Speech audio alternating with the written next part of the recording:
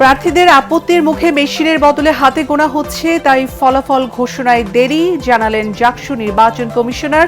গণনার সময় অসুস্থ হয়ে শিক্ষিকার মৃত্যু।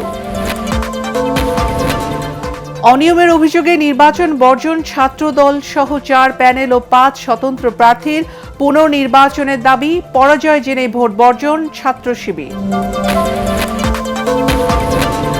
ভোট বানচালে পতিত স্বৈরাচার দেশবিরোধী ষড়যন্ত্রে লিপ্ত বিএনপি নেতা ডাক্তার জাহিদ। কোনো বাধাই ফেব্রুয়ারি নির্বাচন আটকাতে পারবে না, শফিকুল আলম। বাগেরহাটে আসন পুনর্বিন্যাসের প্রতিবাদে আরো 6 দিনের কর্মসূচি ঘোষণার সর্বদলীয় ঐক্যজোটের। অফিস আদালত ঘেরাও সহ টানা 3 দিন সকাল সন্ধ্যা হরতালের ডাক।